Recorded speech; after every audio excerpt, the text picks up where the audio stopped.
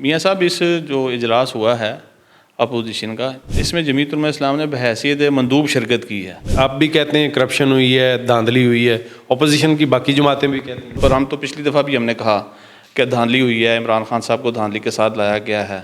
इसी तरह मुस्लिम लीग के पास चूँकि पंजाब होता है ज़्यादातर, तो वो उनके पास पंजाब नहीं था, तो वो भी जमहूरियत की बात कर रहे थे। काफ़ी मौलाना साहब ने, जमीयत उलमा इस्लाम ने उसमें मेहनत की, कोशिश की, स्ट्रगल की, लोगों को हम सड़कों पर लाए और आप देखते हैं उसका नतीजा भी निकला। तो पीपल्स पार्टी भी नाराज़ है हुकूमत के साथ। आसिफ जरदारी ने भी बयान दे दिया है, बिलावल भुट्टो ने भी बयान दिया है कि हमारे साथ किए गए वादे पूरे नहीं हो रहे। लेकिन ऐसे चीज़ें हुकूमत को ज़ेब नहीं देती और नहीं करनी चाहिए, ये मुल्क के लिए अच्छा नहीं है। अस्सलाम वालेकुम, मेरा नाम मियाँ इम्तियाज़ है। आप देख रहे हैं पाकिस्तान खबर डिजिटल। ऑपोजिशन जमातें इकट्ठी हो रही हैं, एक अलाइंस जो है वो तैयार किया जा रहा है। एक निजी होटल में एक इजलास होना था, वो भी नहीं हुआ। उसकी वजूहात क्या हैं और क्या मौलाना फजल रहमान इस इत्तेहाद का हिस्सा बनेंगे? क्योंकि जो अपोजिशन इत्तेहाद ने एलामिया जारी किया है उस पर मौलाना फजल रहमान साहब की जो जमात है उन्होंने दस्तखत नहीं किए, लेकिन वो उस इजलास का हिस्सा थे।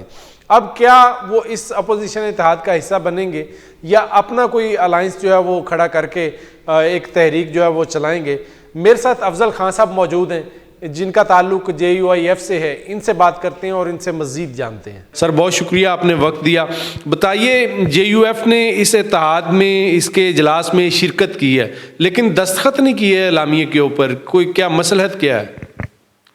बिस्मिल्लाहिर्रहमानिर्रहीम। मियाँ साहब, इस जो इजलास हुआ है अपोजिशन का, इसमें जमीयत उलमा इस्लाम ने बहैसियत मंदूब शिरकत की है।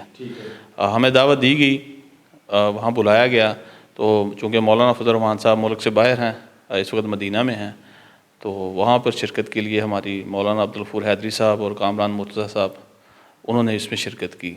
और चूँकि अपोजिशन ने इजलास बुलाया है और आइन और कानून की बात हो रही थी, हमें भी दावत दी बतौर मंदूब, तो हम वहाँ पर शरीक हुए। हमने भी वहाँ पर अपनी गुफ्तगू की।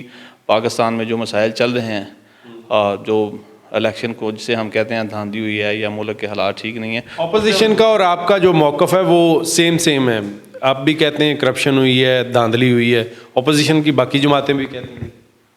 अपोजिशन की जो बाकी जमातें हैं वो उसमें अभी तो हम ये समझते हैं कुछ चीज़ें ऐसी हैं जिनको कुछ तय करना होगा। मिसाल के तौर पर हम तो पिछली दफ़ा भी हमने कहा कि धांधली हुई है, इमरान खान साहब को धांधली के साथ लाया गया है, तो उस वक्त अपोजिशन की कुछ जमातें हमारे साथ थीं, वो हुकूमत का हिस्सा भी थी। जैसे पाकिस्तान पीपल्स पार्टी थी, तो वो हमारे साथ भी थे और वहाँ सिंध की हुकूमत भी उनके पास थी।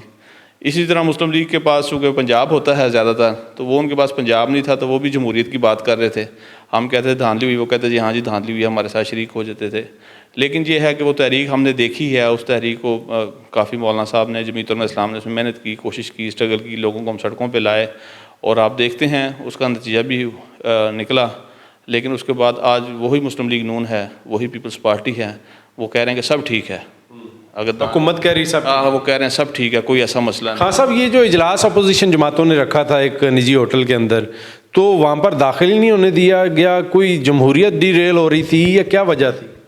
बस ये मियाँ साहब क्या कह सकते हैं, ये तो मैं समझता हूँ कि हुकूमत के पता नहीं क्या सर पे सवार है। क्या 5-10 लीडर या 20 पार्टीज आ सकती हैं, उसने कौन सा कोई रास्ता रोकना है, किसी से कौन सा कोई नुकसान होना है।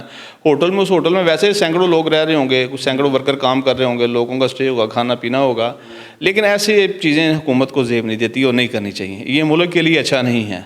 इसका जो असर है वो मईशत पर भी अच्छा नहीं पड़ता। लोग ये समझते हैं कि हुकूमत बहुत कमज़ोर हो गई है और इसके पल्ले कुछ नहीं है, तो ये मैं समझता हूँ अपोजिशन को खुल के खेलने की इजाज़त मिलनी चाहिए। नहीं, एक होटल है, उसमें क्या करना किसी ने, सोचने की बात है ना। एक होटल में एक प्रेस कॉन्फ्रेंस हो रही है, कमरा है, 500 कमरा है एक होटल के अंदर, एक कमरे में कोई लोग बैठे हैं, तो उन्होंने क्या करना? उसमें आप लोग साजिश भी कर सकते हैं अपोजिशन वाले हुकूमत के खिलाफ। तो कमरे में क्या साजिश होगी जी, क्या होना है? हुकूमत क्या साजिश क्या खेल के मैदानों में होती, कमरों में होती? देखें जी, वो तो होटल है, प्रेस कॉन्फ्रेंस है, वहाँ मीडिया बुलाया गया, मीडिया के सामने तो कुछ साजिश नहीं होती ना।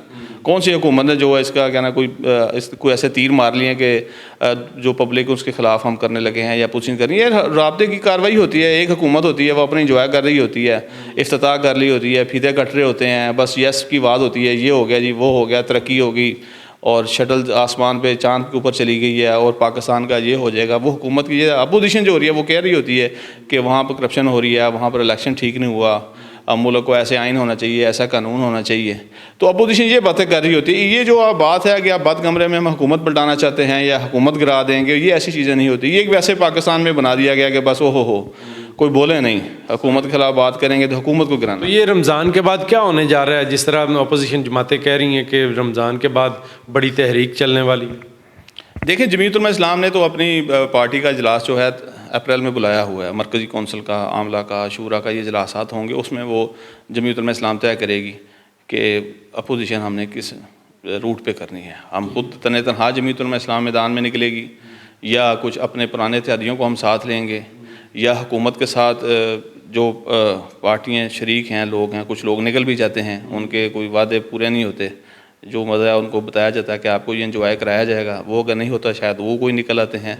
तो अभी ये बहरहाल ये है कि मौलाना साहब चूँकि मुल्क से बाहर हैं, फिर रमज़ान में जमीयत उलमा इस्लाम में की जो जमात है, हमारे अक्सर मसाजिद मदारस के प्रोग्राम होते हैं और रमज़ान जो बहुत हमारा जो बिज़ी होता है। तो लेकिन वह है कि उसके बाद जो ही अप्रैल होगी तो फिर पार्टी डिसीजन लेगी कि उसने क्या करना है। तनहा ऐसे तो पीपल्स पार्टी भी नाराज़ है हुकूमत के साथ। आसिफ जरदारी ने भी बयान दे दिया है, बिलावल भुट्टो ने भी बयान दिया है कि हमारे साथ किए गए वादे पूरे नहीं हो रहे। नहीं, पीपल्स पार्टी तो मेरा ख्याल है कोई नहीं नाराज़, सारा कुछ चल रहा है। सदारत भी चल रही है, गवर्नरियाँ भी चल रही हैं, वज़ारत आला सिंध की भी चल रही हैं, पूरा इंजॉय हो रहा है। तो बिल्कुल कोई नाराज़ नहीं है। वो तो वैसे दिखाने के लिए, वो तो जब उसमें थे हमारे साथ अपोजिशन में, तो उस वक्त भी अपोजिशन में भी थे और सिंध में भी अपनी हुकूमत चला रहे थे। हाँ, ये ज़रूर हुआ है कि हुकूमत जब से मुस्लिम लीग नून को और पीपल्स पार्टी ने ये समझौता करके और जो अपनी बारी ली है, ये माशाल्लाह इनकी सेहतें बहुत अच्छी हो गई हैं।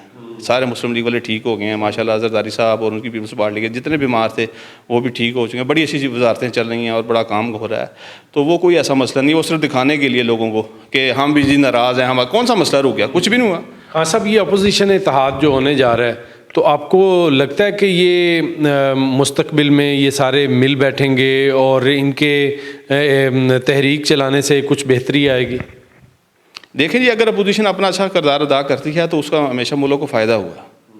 लेकिन अगर अपोजिशन ऐसे हो जैसे मुस्लिम लीग नून थी, पाकिस्तान पीपल्स पार्टी थी, ये पिछले दौर में हमारे साथ अपोजिशन में रहे, लेकिन वही काम जो ये इनकी प्रेस कॉन्फ्रेंस आप उठा कर देख लें तो खान साहब के दौर के अंदर ये इनको बहुत नज़र आता था, जमहूरियत के साथ ये हो रहा है और ऐसे होना चाहिए और ऐसे होना चाहिए और हम ये कर देंगे वो कर रहे। लेकिन जो ही इक़्तिदार मिला है, आपस में इनकी दोनों पार्टियों ने अपना अपना हिस्सा सीधा किया है, तो उसके बाद उनको कोई आइन है या कोई कानून है या ये पीछे पीका एक्ट आया है या ये 26वीं तरमीम है या कोई ऐसी चीज़ें आ रही हैं, सहाफ़ी की भी शोर शराबे बहुत मच रहा है कि ये क्या हो रहा है, तो उस पर वो बड़े मुतमिन हैं, वो कह रहे हैं सब ठीक है।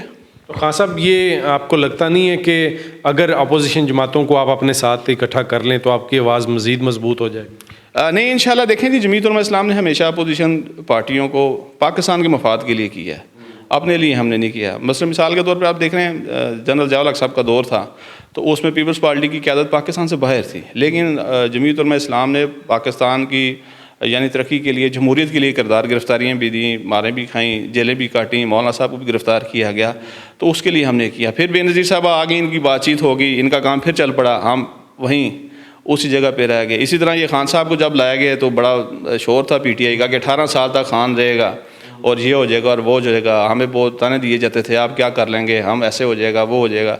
लेकिन यही पीपल्स पार्टी नून हमारे साथ हुए, लेकिन वो फिर अपनी जगह से भागे, हट गए। लेकिन हम अल्हम्दुलिल्लाह हम समझते हैं कि जमीयत उलमा इस्लाम बिल्कुल ठीक ट्रैक पे है। हम कौम की बात कर रहे हैं, हम मुल्क की बात कर रहे हैं, मुल्क की तरक्की की बात कर रहे हैं, आवाम की खुशहाली की बात कर रहे हैं और इंशाल्लाह मौलाना साहब अप्रैल में जो अगर तहरीक चलाते हैं, जो भी वो अपना लाहे अमर पार्टी उन्हें देगी, तो इंशाल्लाह आप देखेंगे उससे मुल्क को फ़ायदा ही होगा। अफजल खान साहब, बहुत शुक्रिया आपका, आपने वक्त दिया।